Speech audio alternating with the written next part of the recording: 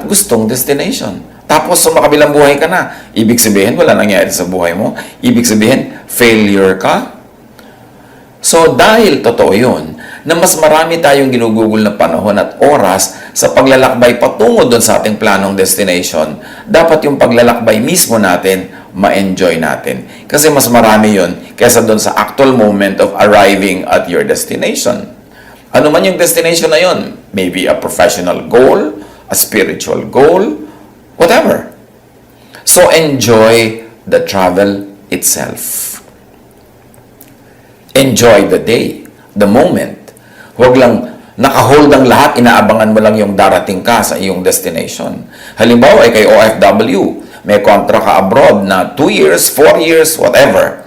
Sa lagay, papalampasin mo na lang yung 2 years and 4 years na walang nangyayari sa buhay mo dahil ang inaabang-abangan mo lang ay yung matapos ang contract at makauwi ka na. Then para kang nadaya nun. Parang walang nangyari sa buhay mo habang umaandar yung panahon for you to reach your destination. E paano nga kung, wag naman, may mga hindi makarating doon sa ganong designated destination because something happens in their lives. At sa lagay, nawala na lang, nalugi na lang sila sa dumaang panahon. Halimbawa, ang goal ng isang estudyante, gumraduate. Okay, magandang goal yan, magandang destination. At sa lagay, hindi mo na ma-enjoy yung mga araw mo ng pag-aaral, ng bakasyon, ng mga exams, ng mga pagre-review, at ang point na lang mahalaga sa'yo, yung nag-marcha ka at gumraduate. Ang goal halimbawa ng isang tao yung makapag-asawa ng napakagandang candidate na spouse. Sa lagay, yung courtships, yung mga friendships, yung mga exposure mo with other people, babaliwalayin mo na lang dahil ang mahalaga lang sa'yo, makarating sa marcha ng wedding. Prepare for retirement. Yan ang ginagawa ng marami. Dahil sa kanila, goal yan. But do not squander all shots at happiness just for retirement. Meron naman, ang bata-bata pa, ang laman na ng utak, retirement. Paano magtitipid for retirement, paano mag-iipon, paano maghahanda, na marami na silang pinalampas na ligaya, saya ng buhay, just because they're too focused on their retirement. Eh kung hindi ka makarating sa level ng age na yun at sumakabilang buhay ka na, at sa lagay, lugi ka na lang, nasayang na yung mga araw. Dapat, papunta ka pa lang sa yung designated destination, ine-enjoy mo rin every step of the way. That way, you enjoy twice if you reached your destination, and you enjoy at least once, even if you didn't. Mahalaga na walang masayang na panahon. So enjoy the inevitable, the detours, the delays, the cancellations, the reroutings of life. Yung mga iba, halimbawa, meron kang ticket sa aeroplano, nasa airport ka na, tapos biglang merong delay. Magiging miserable na sila, magmumukmuk, magagalit, mag-iinit ang ulo, may stress.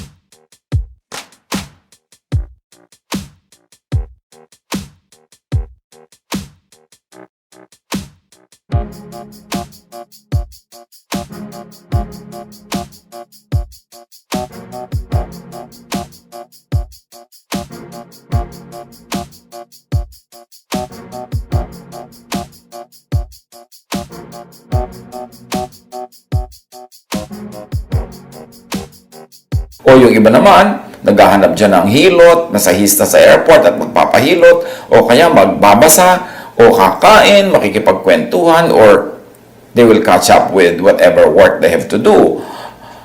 In other words, hindi nila sinasayang yung detour time, yung delay time, ginagawa rin nila yun na enjoyable, productive, at naging bahagi na ng kanilang buhay, ng kanilang history. Sa buhay, maraming inevitables. Nagde-detour ka, pupunta ka sa isang lugar, pero nakasara yung kalsada, ikot ka sa iba. Merong mga delay talaga yan. May cancellations pa nga eh. Kumisan nga, mga wedding, nakakancel pa. Kumisan nga, mga engagement, nakakancel. O, may mga reroutings. hindi mo nang pwedeng iwasan yon. So, ang matalinong tao, ang godly wisdom tells us, enjoy whatever you cannot avoid.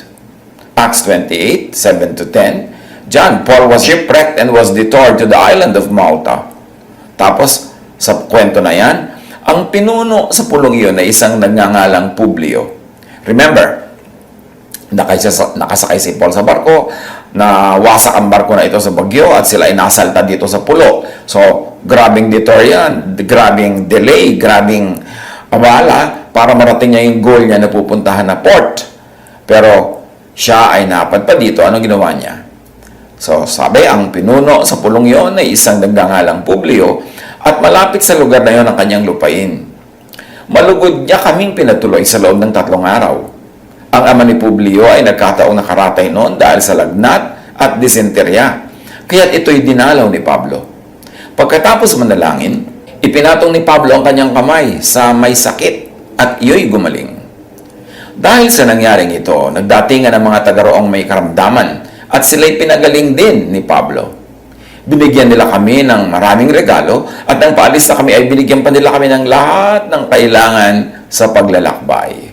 So siya ay na-shipwreck pa ha, hindi lang basta na-detour. Tapos sila ay isinalta sa isang pulo. But what did he do? He made his time fruitful, productive, and undoubtedly he enjoyed that moment. Kahit na-delay ang pagdating niya sa original plan niya na pupuntahan. Ganyan din ang buhay. Kung napadpad ka, nasalta ka sa isang lugar na hindi mo balak, make the most out of it. Be productive. Be happy. Make people happy. Do good. And in the end, it would be a very rewarding experience. Psalm 119, 105. Your word is a lamp for my feet and a light on my path. So apply this to any path you take. Any path you need to take or are made to take. Let the Word of God be your lamp. Hanapan mo ng wisdom ang lahat ng bagay na pwede mong gawin. I-refer ito sa mga salita na nagmumula sa Biblia at i-apply sa kung saan ka man naroon. Gawin mo talagang lamp unto every path, whatever path that is, kahit plano mo o hindi mo plano, unay hindi mo ayaw or hindi mo gusto, kung ano man yun. Pero dapat mag-adapt. Mag-adjust tayo para ma-maximize ang kasiyahan, kaligayahan, ang pamumunga, at ang blessing. 1 Peter 1:18. Your life is a journey you must travel with a deep consciousness of God. So yung deep consciousness of God, knowledge of God, appreciation of God's presence should be applied every step of the way, wherever, however, whenever. Do not let the glory of the destination in your mind, the goal, blind you to the beauty and brilliance of every step towards it. Hindi como meron kang tinitingnan, meron kang inaabangan, meron kang tinitingala, doon ka na lang titingin, hindi mo na titingnan ang dinadaanan mo. You must stop and smell flowers along the way. You must stop and enjoy the views along the way. Kung nagbabiyahe ka, lalo't kung sa'yo naman ang sasakyan, pwede kayong huminto. Kung may magandang ilog, pwede pa nga maligo, basta safe. Kung mayroong magandang tanawin, pwede kayong lumabas na magkape kayo dun sa nakikita nyo yung tanawin na yan. Magbaon kayo ng thermos o magbaon kayo ng mga lalagyan ng mga inumin and enjoy the view. Meron kayong nadaan ng magandang halimbawang pagtitipon sa isang community na pwede naman kayong mag-observe o sumali, sali muna. Hindi kailangan magmadali na makarating sa pupuntahan ninyo, lalo't namamasya lang naman kayo. Kasi every point along the way is also a destination in itself. Psalm 16:11, you make known to me the path of life. You will fill me with joy in your presence, with eternal pleasures at your right hand. So sa path of life, maraming pleasures. Maraming iniwan ng Panginoon sa mga landas na daraanan natin na mga regalo. Yung meron kang landas, sinabi ng Panginoon, takakin mo ang landas na to, ayun ang ending, nandun sa dulo. Huwag ka lang doon sa dulo nakatingin. Kasi napakabait ng Panginoon na sa bawat hakbang na gagawin mo sa landas na yon, meron ka biglang makikitang blessing, matitisod na blessing, matatapakan na blessing, matitingalang blessing na nakasabit sa mga puno. Kailangan mag-observe ka at enjoyin mo yun. Do not only be obsessed with the objective and final destination. Proverbs 3:23 and 26. Then you will go on your way in safety, and your foot will not stumble. For the Lord will be at your side and will keep your foot from being snared. Dahil mayroong Panginoon na kasama tayo, inaalagaan tayo, tayo ay magkakaroon ng kapayapaan, kaligtasan every step of the way, which will enable us to enjoy the journey better. Do not let the glory of the destination blind you to the brilliance of daily, momentary life. Hindi lamang yung high moments of life ang mahalaga, yun din pang araw-araw, yun din pang sa tuwi-tuwi na. Psalm 23 verse 6, surely your goodness and love will follow me all the days of my life, and I will dwell in the house of the Lord forever. So kailan makikita sa buhay natin yung kabutihan ng Panginoon, yung pag-ibig niya? All the days of our life. Hindi lang doon sa tinatawag nating high moment, climax moments, or mga objectives being met. All the days of our life, every day, day by day, the Lord will be there to bless us. So don't miss every day. Don't miss any day. Kung minsan kahit pa nga may karamdaman, meron paling blessing na naghihintay dyan. Yung ikaw ay naobligang humiga, naobligang magpahinga, pwede ka ngayong mag-isip-isip ng mga bagay na hindi mo na pag-iisipan kung busy ka. Pwede ka ngayong manalangin, makipagniig sa Diyos. Maraming pwedeng gawin. Kung minsan hindi ka nagkaroon ng pera pang-enroll this semester, tapos nakatigil ka lang, hindi ka dapat magbuong time na naghihintay ka kung kailan ang next semester uli na may pambayad ka na at baka ka-enroll. Find every day during that detour, find in it something good. Because there is something good every day. In every day. In every situation. Dapat lang huwag tayong maging bulag sa maraming ibang blessing na hindi siguro nakalista sa listahan natin kaya akala natin hindi yun blessing. Obsessed na obsessed lang tayo doon sa gusto natin at nasa listahan natin. Buksan ang mata. Maraming pagpapala kung magtitiwala tayo sa Panginoon at titingnan natin talaga kung ano mga inilagay niya dyan para sa atin. James 4:14. Why? You do not even know what will happen tomorrow. What is your life? You are a mist that appears for a while, a little while, and then vanishes. So maiksi daw ang buhay, sasandali, therefore enjoy every moment. Find enjoyment in every moment. That is part of godliness. Akala kasi ng marami, pagka-godly ka, religyoso ka, maka-Diyos ka, banal ka, hindi ka na nag-enjoy. Puro dusa, puro tiis, puro sacrifice. No, the Lord does not delight in sacrifices. Isa sa mga tunay, mataas, malalim na pagsamba sa Diyos is to enjoy life. Why? Because God ang nagbibigay sa atin ng resources. God ang nagbibigay sa atin ng kakayahan to enjoy those resources. God ang nagbibigay sa atin ng senses to enjoy sensual pleasures. Let's not demonize pleasure. Let's not demonize even sensual pleasure. Kasi Diyos ang may likha sa ating katawan. Siya ang naglagay ng mga nerves sa correct nerve endings in our parts of our bodies. Na-enjoy natin ang malamig na hangin, mainit na kape, yung masarap na klima, na-enjoy natin ang temperature ng tubig. Ang dami-dami nating senses na inilagay ng Diyos for enjoyment. Huwag tayong gumaya sa mga iba na minamasama nilang enjoyment na parang ang Diyos killjoy, ang Diyos ay ayaw niya tayong mag-enjoy. No, no, no, no. Ang tunay na pagsamba sa Diyos is to be appreciative of the blessings that God gives us. Enjoy every moment, find enjoyment in every moment. Psalm 121, 7-8. The Lord will keep you from all harm. He will watch over your life. The Lord will watch over your coming and going, both now and forevermore. So every moment is part of your precious lifetime. Every coming and going, part of life. Do not suspend your life just because yung plano mong dumating, hinahagad mong dumating, ay wala pa. Tingnan mo kung anong dumarating, and enjoy it. You know, life could be meaningful and enjoyable when you get what you want. But it could also be enjoyable and meaningful when you want and enjoy what you get. Do not struggle with your fate. Dapat bow to your fate and enjoy what God allows you to enjoy. Not all desired destinations are reached in life. Hindi lahat ng plano natutupad. Ecclesiastes 7:15, in this meaningless life of mine, I have seen both of these. The righteous perishing in their righteousness, and the wicked living long in their wickedness.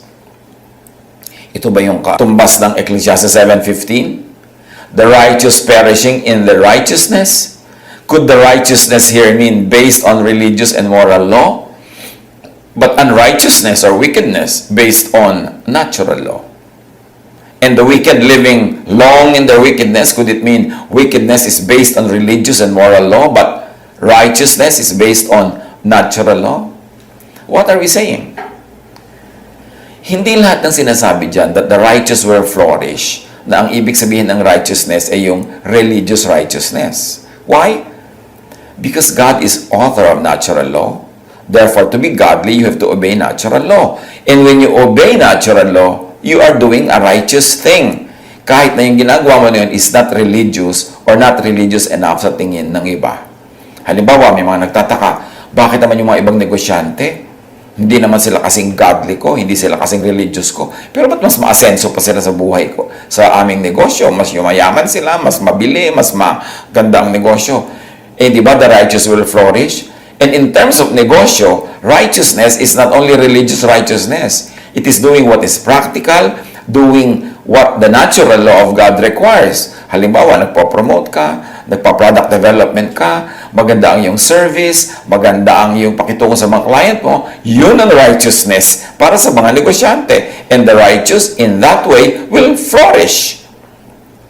Kaya sabi, maraming mga tao, bakit ganun? Pinakaingitan nila yung hindi naman kasing religyoso nila, tapos mas maasenso. Eh baka mas committed sila sa improvement of their craft. That is not righteousness because that follows natural law. Na pag inalagaan mo yung business mo, natural, laki-laki ng pagkakataon na yun ay aasenso. Yung righteousness, pag nakikita natin yan sa Bible, hindi lagi natin dapat i-equate sa religious righteousness. Kasi ang dami-daming taong by the standards of religion ay very righteous pero bakit hindi umaasenso? Bakit hindi dumadami ang kanilang bunga? Bakit hindi sila masaya? Kasi baka naman yung righteousness nila sa religious measurement lang. At hindi lahat ng religious measurements are from God. Kasi maraming religious doctrines and teachings, imbento ng tao, imbento ng relihiyon. Pero yung natural law, hindi pwedeng imbentohin niya ng tao. Talagang Diyos ang may bigay niyan. Like the law of gravity. Kahit dasal ka ng dasal, nadulas ka, nabarog ka, pwede ka mamatay. Kasi may natural law na umiiral. Hindi lang yung religious law na pag nagdadasal ka at religyoso ka, sinasabi nila, lagi kang mabe-bless. Pero sa totoong buhay, hindi naman ganyan na nangyayari. Kasi nga, merong natural law. And to obey natural law, yun ang tunay at mas pure na godliness. Kasi God ang siguradong gumawa ng natural law. Yung mga religious law, hindi ko pa nga tiyak kung gaano karami dyan ang invention ng mga tao. Kaya maraming mga tao, frustrate sila, bakit napaka-religyoso ko? Bakit ibinigay ko lahat ng pera ko sa church tapos hindi umulad ang business ko? Bakit? Yun ang righteousness na itinuturo ng church kasi bigay mo lahat yung pera mo. Pero, hindi inaalagaan mo ba yung business mo? May diskarte ka ba? Matalino ka ba? Magaling ka ba? O, pagka hindi, kahit anong kadadasal, kadodonate ang gawin mo, hindi ka aasenso. Tapos magtataka ka, bakit sabi nila, the righteous will flourish? What righteousness? Dapat i-apply yun. Meron such a thing as righteousness by the standards of religion, at merong righteousness by the standards of adherence to natural law, which equates to obedience to and submission to God, who is the author of natural law. Natural law is more reliable as God-authored than religious law. Bakit? Kasi nga, ang dami-daming religious laws. Gawa lang ng tao. Kaya iba-ibang religion, magkakabangga-banggaan pa nga yung sinasabi nila tungkol sa isang bagay. O alin na doon ang tama? Sino? Pero kahit anong religion mo, may gravity. Kahit anong religion mo, malulunod ka sa tubig pagka lumubog at hindi ka marunong lumangoy kasi merong buoyancy. Kahit anong religion mo, may nakabangga kang trend, durug ka Kasi merong velocity, merong mass that you should consider. Kaya yung laws of nature, mas tiyakanan yung law of God kesa law of religion. Of course, may mga laws of religion din na very godly, pero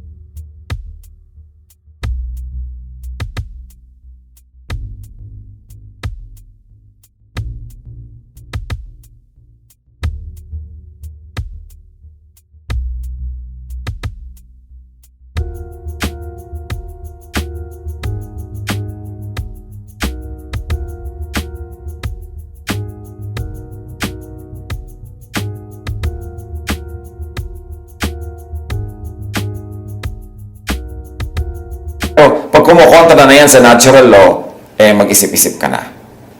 Gaano karami sa mga religious regulations na pinaghihirapang sundin ay imbento lang ng religion at hindi naman galing sa Diyos. Manuri. Huwag magdusa at malugi nang di naman kailangan.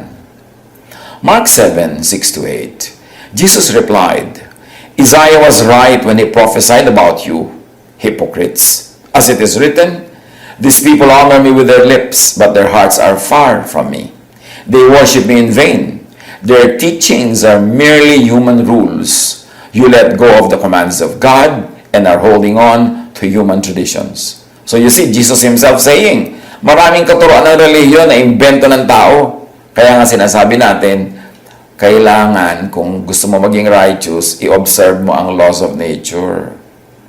Yung gusto mong lumusog, yes, magdasal ka, good. Humingi ka ng himala, yes, good. Pero huwag mong ine-neglect yung natural law. Kumain ka ng mabuti, matulog ka ng maayos, magkaroon ka ng kapahingahan sa isip, sa katawan, sa iyong puso. Kung kailangan mo ng vitamins, mag-vitamins ka. Kailangan mo ng medicine, mag-medicine ka. Yun ang natural law. Kasi law of God yun. Sabi nga ni Paul kay Timothy, huwag lang tubig ang inumin mo, drink some wine because of your stomach troubles. Hindi lang sinabi ni Paul na magdasal ka. Well, it is good to pray. Pero pray ka ng pray, hindi ka naman nagagamot sa iyong katawan. Anong mangyayari doon? Dinidisregard mo ang natural law. Tapos pagka nagkasakit ka o namatay, bigla kang magtatampo sa Diyos. Ecclesiastes 8:14. There is something else meaningless that occurs on earth. The righteous who get what the wicked deserve, and the wicked who get what the righteous deserve. This too, I say, is meaningless. Narito na naman yung ating suggested definition ng righteousness at wickedness. Hindi lang yung wicked at righteous in terms of religion, kundi in terms of natural law. Kasi kahit ang bait-bait mo, donate ka ng donate, dasal ka ng dasal, tapos pinapabayaan mo yung katawan, hindi ka kumakain ng tama, hindi ka nagpapahinga, ini-expose mo ang mga sarili mo sa mga infection, wickedness yun. Because you are breaking the natural, helpful laws of God. Therefore, mapapapunta sa iyo ang hindi magandang bagay. Psalm 139, 9-10. If I rise on the wings of the dawn, if I settle on the far side of the sea, even there, your hand will guide me. So kahit ka saan ka mapunta daw, sa ibabaw ng mga ulap, habang sinasalubong mo ang bagong umaga, o kaya doon ka sa kabilang ibayo ng dagat na malayo, kahit saan ka mapunta, nandun pa rin ang Diyos para katuruan, para kamahalin. Therefore, saan ka man mapunta, enjoy it. Be productive. Be fruitful. Be kind. Be good. Do good. And hindi masasayang yung pagkakapadpad mo doon o pagkakapunta. For all you know, baka hindi ka naman napadpad, talagang ipinadpad ka doon ng Diyos dahil meron siyang plano para sa iyo. Job 21, 23-25. One person dies in full vigor, completely secure and at ease, well-nourished in body, bones rich with marrow. Another dies in bitterness of soul, never having enjoyed anything good. So sabi, pareho din namang mamamatay, pero merong namamatay ng masarap ang buhay, merong namamatay na hindi man lang naging masarap ang buhay. So, kahit saan ka mapadpad, ano man ang mangyari, maximize your enjoyment. Maximize your fun, maximize doing good and being godly, both in religious and natural law ways of being godly. Be righteous by religious law and natural law. Importante na pareho natin yan i-consider. Not all desired destinations are reached in life, so enjoy, celebrate the moment. It could be our last. We don't know. Hindi mo pwedeng isuspend lahat ng enjoyment mo. Dahil mo, next year mag-enjoy ako, 10 years from now mag-enjoy ako, sa retirement mag-enjoy ako. Kung hindi ka abutin nun. Psalm 71:20, though you have made me see troubles, many and bitter, you will restore my life again. So kung dumadaan tayo sa ganong mga moments na parang may bitterness, mayroong trouble, ang itanim natin sa utak, God will restore us again and we will see better days. Meanwhile, habang hindi nangyayari yon, make this day as much good as possible. Make it good. Make it nice. Hanggat kaya. Life is not just a completed cycle or circle or lifetime. Life is every moment. It is every breath. Kaya sa piling ng ating mga mahal sa buhay, ng ating pamilya, mga kaibigan, mga katrabaho, enjoy the moment. Kung kayo ay nasa opisina 8 hours a day, halimbawa, alam nga namang sabihin mo, ay, hell na naman ang next 8 hours ko. No, make it heaven. Make it heavenly. It is up to you. Kahit anong ginagawa natin, saan ka man mapunta, nasa diskarte mo yan to make the most out of it. Ecclesiastes 5:20, they seldom reflect on the days of their life because God keeps them occupied with gladness of heart. What's the point here? Be occupied with gladness of heart anytime, anywhere, anyhow. Colossians 3:23, whatever you do, work at it with all your heart, as working for the Lord, not for human masters. So ano man daw ang ginagawa natin, kaya para sa human master, kaya para sa ating sarili, galingan natin, gandahan, enjoyin, butihan, dahil yun ay pag-worship sa Panginoon. Productive work, creative work, beautiful work is an act of worship. Ecclesiastes 7:14, when times are good, be happy. When times are bad, consider this, God has made the one as well as the other. So pagka daw masaya ang araw, masaya ang panahon, enjoyin mo. Pero pagka hindi masaya, isipin mo, Diyos din ang may gawa niyan, Diyos din ang may bigay niyan. So, hanapan mo pa rin yan ng blessing.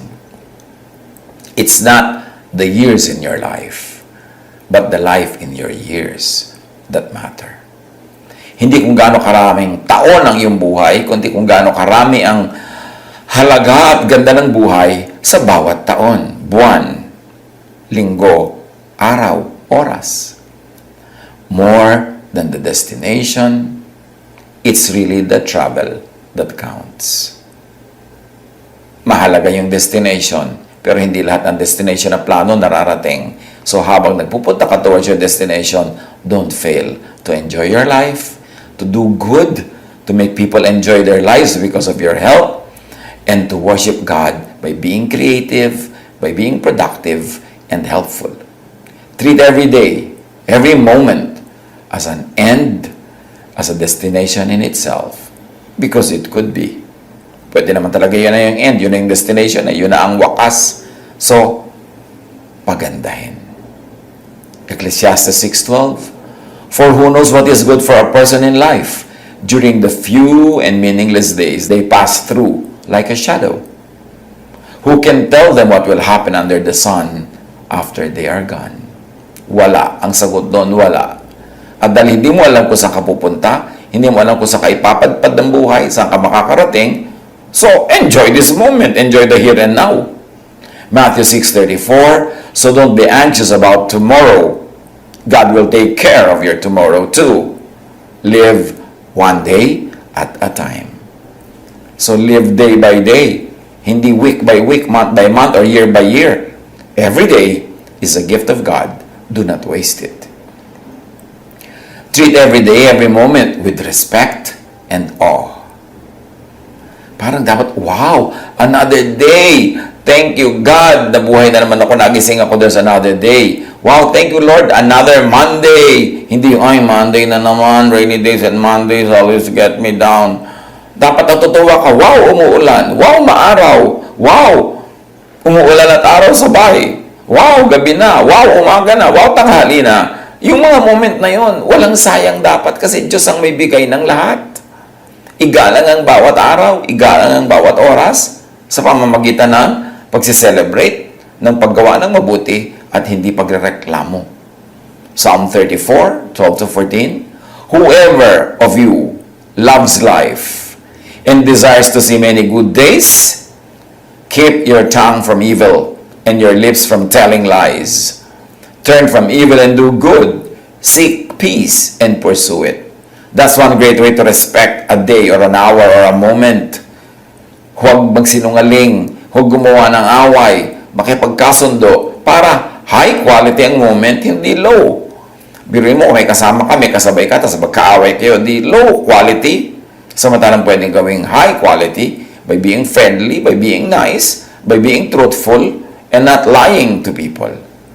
Ecclesiastes 11:8, however many years anyone may live, let them enjoy them all. So all.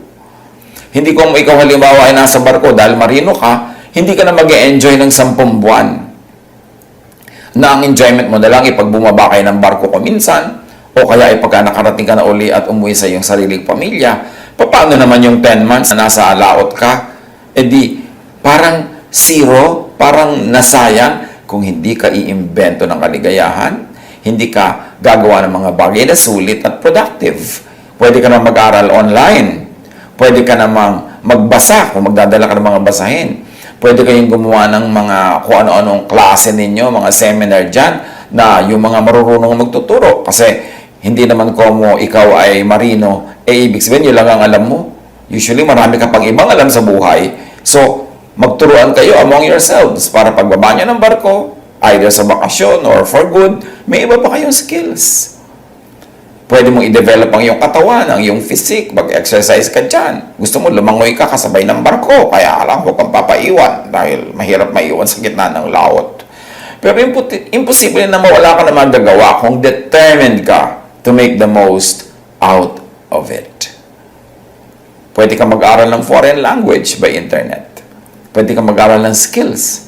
At hindi lang barko ang pinag-uusapan natin. Any equivalent of that. Na